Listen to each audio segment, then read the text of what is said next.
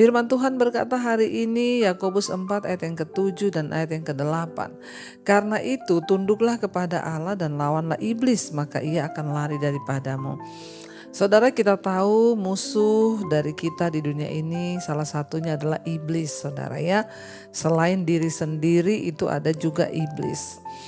Iblis itu adalah ya oknum yang tidak pernah mau melihat kita dekat dengan Tuhan.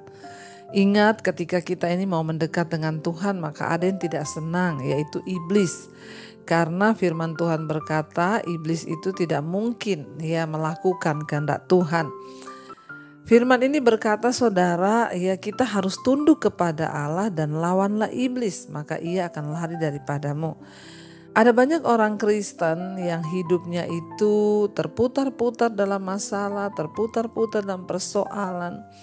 Tidak pernah selesai-selesai. Kenapa saudara? Karena hidupnya itu diperbudak oleh iblis.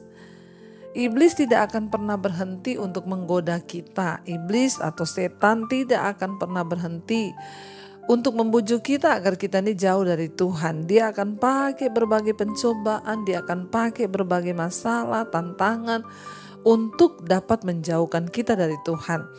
Ingat, karena tujuan setan adalah, tujuan iblis adalah membawa kita jauh dari Tuhan. Tapi firman Tuhan berkata, ya kita tidak boleh kalah dengan iblis. Kita tidak boleh menyerah dengan iblis, apalagi kita tidak boleh menyerahkan diri kita kepada iblis sehingga kita dipakai menjadi budaknya iblis. Ya, di dalam dunia ini hanya ada dua, kalau nggak jadi hamba Tuhan ya hamba iblis, saudara ya. Firman Tuhan memberikan kepada kita petunjuk ya bagaimana cara kita ini supaya menang atas iblis. Firman ini berkata, karena itu tunduklah kepada Allah dan lawanlah iblis, maka ia akan lari daripadamu. Ada banyak orang yang datang berkata kepada saya, Bu, saya ini diserang iblis, Bu, ya.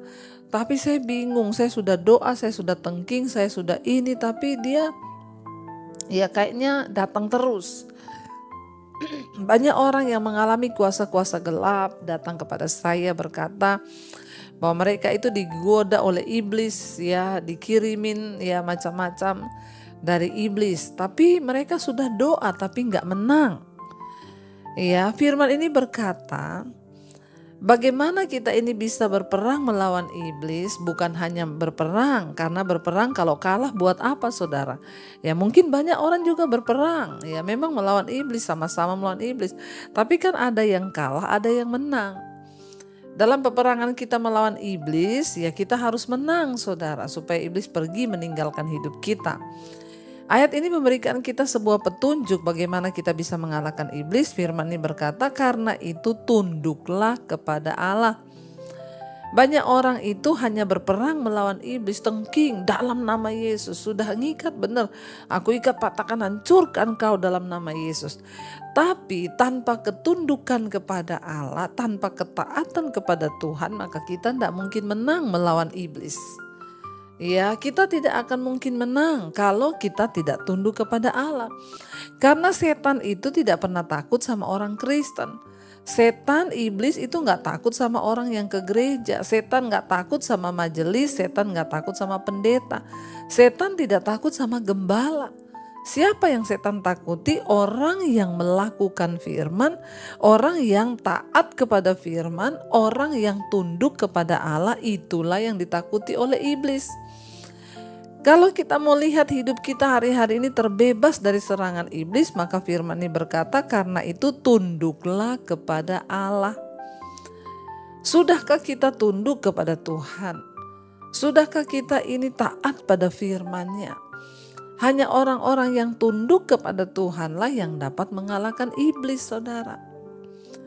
Kalau kita tidak tunduk kepada Tuhan, maka percuma. Saudara mau doa puasa, saudara mau tengking dia, saudara mau undang siapa ahli-ahli peperangan.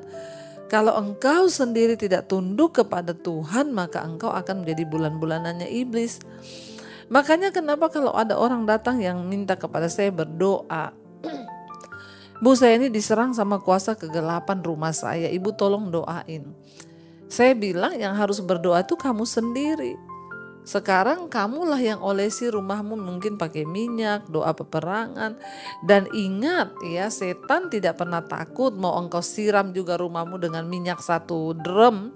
Ya, kalau engkau tidak bertobat, kalau engkau tidak tunduk kepada Tuhan, kalau engkau tidak taat pada firman-Nya, maka semua itu akan menjadi percuma. Setan takut kepada orang-orang yang tunduk kepada Allah. Setan takut kepada orang-orang yang taat kepada firman. Makanya ayat ini berkata, karena itu tunduklah kepada Allah, baru setelah itu lawanlah iblis. Setelah kita tunduk kepada Allah, baru kita bisa melawan iblis. Kalau kita nggak tunduk pada Tuhan, jangan mimpi saudara bisa melawan iblis. Ingat, iblis adalah oknum yang harus kita lawan. Ya, karena dia selalu ingin menyerang kita.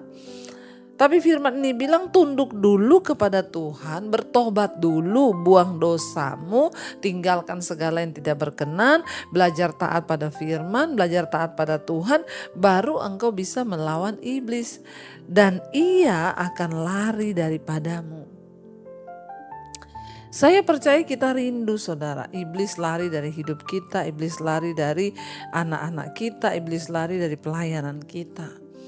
Dan tidak ada cara lain untuk membuat iblis lari. Makanya kenapa saya selalu berkata, tidak usah minta didoakan pendeta, tidak usah minta didoakan siapa-siapa. Nggak usah saudara mau cari pendeta yang ilmunya tinggi. Oh ini pendeta dulu dia bekas dukun, oh ini pendeta dulu bekas ini pendeta. Nggak usah, tunduklah kepada Tuhan, lakukan firman, bertobat, engkau bisa melawan iblis. Firman ini berkata, dan iblis akan lari daripadamu. Dengan sendirinya ketika kita tunduk pada firman, dengan sendirinya ketika kita tunduk pada Allah, maka iblis tidak akan betah, dia akan lari dari hidup kita. Ya, kita harus mengerti kebenaran firman Tuhan. Ayat yang ke-8 berkata, mendekatlah kepada Allah dan Allah akan mendekat kepadamu. Tahirkanlah tanganmu, hai kamu orang-orang berdosa, dan sucikanlah hatimu, hai kamu yang mendua hati. Jadi apa syaratnya untuk kita bisa menang dari iblis? Apa syaratnya untuk kita bisa menang dalam peperangan melawan setan dan dia pergi dari hidup kita? Mendekatlah kepada Allah dan Tuhan akan mendekat kepadamu. Bagaimana mungkin kita bisa menang dalam hidup kita? Bagaimana mungkin kita bisa mengerti kehendak Tuhan kalau kita ini tidak pernah mendekat kepada Tuhan? Ayat ini berkata, mendekatlah kepada Allah dan Tuhan akan mendekat kepadamu. Ya, Tuhan itu mau mendekat kepada orang yang mau mendekat kepada Dia. Makanya saya selalu berkata, saudara, ya jangan dengarkan teori-teori tentang kekristenan yang salah. Ya, tidak ada doa pendeta yang sakti bagimu. Hanya ketika engkau bertobat, tunduk pada Tuhan, taat pada Tuhan, mendekat kepada Allah, maka Tuhan akan mendekat kepadamu. Ya, bagaimana caranya kita memiliki hubungan yang dekat dengan Tuhan? Bagaimana supaya hidup kita ini mengalami berkat-berkat Tuhan? Tidak ada cara lain. Ya, tidak ada cara instan minta didoakan pendeta hebat. Cara satu-satunya adalah mendekatlah kepada Tuhan, maka Tuhan akan mendekat kepadamu. Tapi kalau engkau tidak mendekat kepada Tuhan sekalipun engkau pelayanan, maka semua itu akan menjadi sia-sia. Makanya saya selalu berkata, pelayanan tidak menjamin orang itu mengalahkan iblis. Pelayanan gak bisa menjamin kita ini dekat dengan Tuhan. Tapi hanya orang yang dekat dengan Tuhan, yang taat pada Tuhan, tunduk pada Tuhan, mereka lah yang dapat melawan iblis